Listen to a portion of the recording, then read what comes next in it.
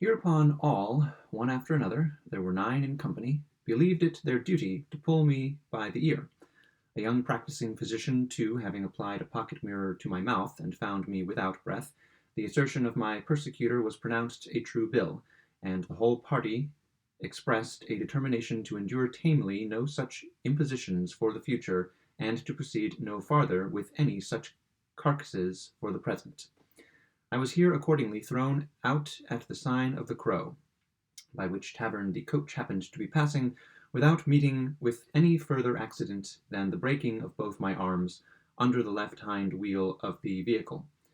I must besides do the driver the justice to state that he did not forget to throw after me the largest of my trunks, which unfortunately, falling on my head, fractured my skull in a manner at once interesting and extraordinary. The landlord of the Crow, who is a hospitable man, finding that my trunk contained sufficient to indemnify him for any little trouble he might take in my behalf, sent forthwith for a surgeon of his acquaintance, and delivered me to his care with a bill and receipt for $10. The purchaser took me to his apartments and commenced operations immediately. Having cut off my ears, however, he discovered signs of animation. He now rang the bell, and sent for a neighboring apothecary with whom to consult in the emergency. In case of his suspicions with regard to my existence proving ultimately correct, he, in the meantime, made an incision in my stomach, and removed several of my viscera for private dissection. The apothecary had no idea that I was actually dead. This idea I endeavored to confute. The apothecary had an idea that I was actually dead. This idea I endeavored to confute, kicking and plunging with all my might, and making the most furious contortions, for the operations of the surgeon had in a measure restored me to the possession of my faculties. All, however, was attributed to the effects of a new galvanic battery, wherewith the apothecary, who is really a man of information, performed several curious experiments, in which, from my personal share in their fulfillment, I could not help feeling deeply interested.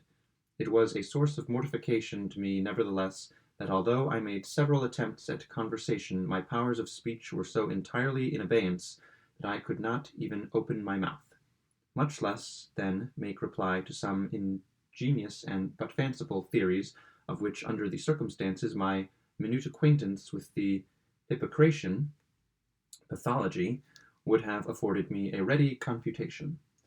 Not being able to arrive at a conclusion, the practitioners remanded me for further examination. I was taken up into a garret, and the surgeon's lady having accommodated me with drawers and stockings, the surgeon himself fastened my hands and tied up my jaws with a pocket-handkerchief, then bolted the door on the outside as he hurried to his dinner, leaving me alone to silence and to meditation.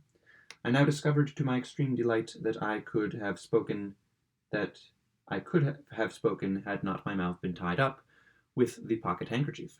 Consoling myself with this reflection, I was mentally repeating some passages of the Omnipresence of the Deity, as is my custom before resigning myself to sleep, when 2 cats, of a greedy and vituperative turn, entering at a hole in the wall, leapt up with a flourish a la Catalani, and alighting opposite one another on my visage, betook themselves to indecorous contention for the paltry consideration of my nose.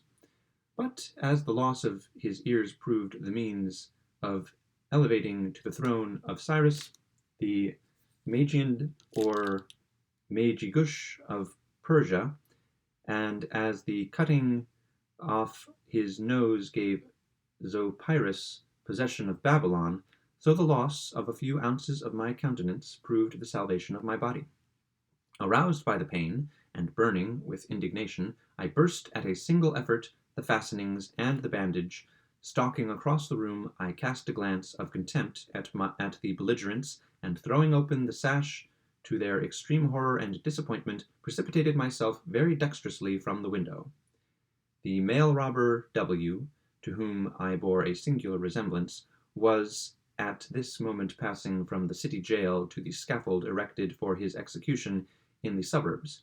His extreme infirmity and long-continued ill health had obtained him the privilege of remaining unmanacled, and habited in his gallows costume, one very similar to my own, he lay at full length in the bottom of the hangman's cart, which happened to be under the windows of the surgeon at the moment of my precipitation, without any other guard than the driver, who was asleep, and 2 recruits of the 6th Infantry who were drunk. As ill luck would have it, I alit upon my feet within the vehicle. W, who was an acute fellow, perceived his opportunity, leaping up immediately. He bolted out behind and turned down any alley, and turning down an alley, was out of sight in the twinkling of an eye. The recruits, aroused by the bustle, could not exactly comprehend the merits of the transaction. Seeing, however, a man, the precise counterpart of the felon, standing upright in the cart before their eyes, they were of the opinion that the rascal, meaning W, was after making his escape, so they expressed themselves, and, having communicated this opinion to one another, they took each a dram, and then knocked me down with the butt ends of their muskets. It was not long ere we arrived at the place of destination. Of course, nothing could be said in my defense. Hanging was my inevitable fate. I resigned myself thereto with a feeling half stupid, half acrimonious. Being little of a cynic, I had all the sentiments of a dog. The hangman, however, adjusted the noose about my neck. The drop fell. I forbear to depict my sensations upon the gallows, although here undoubtedly I could speak to the point, and it is a topic upon which nothing has been well said. In fact, to write upon such a theme, it is necessary to have been hanged. Every author should confine himself to matters of experience. Thus Mark Antony composed a treatise upon getting drunk. I may just mention, however, that die I did not. My body was, but I had no breath to be, suspended. And but for the knot under my left ear, which had the feel of a military stock, I dare say that I should have experienced very little inconvenience. As for the jerk given to my neck upon the falling of the drop, it merely proved a corrective to the twist afforded me by the fat gentleman in the coach. For good reasons, however, I did my best to give the crowd the worth of their trouble. My convulsions were said to be extraordinary. My spasms, it would have been difficult to beat. The populace encored. Several gentlemen swooned, and a multitude of ladies were carried home in hysterics.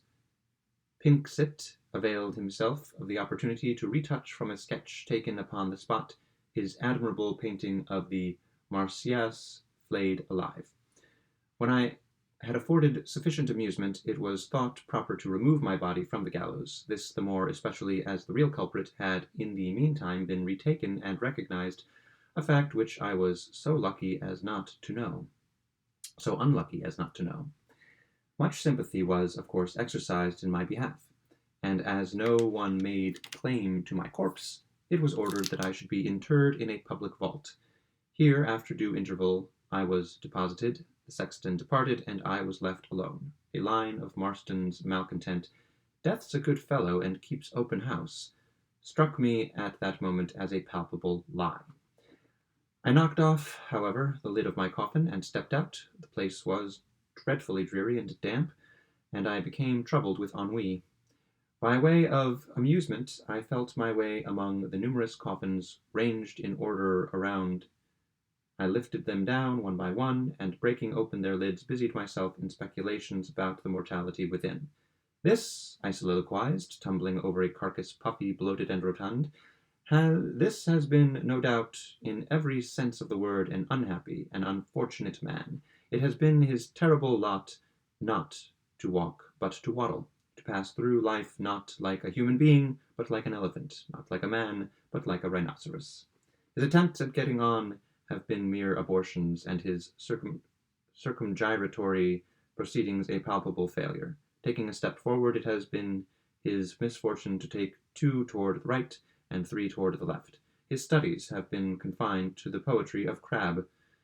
He can have no idea of the wonder of a pirouette.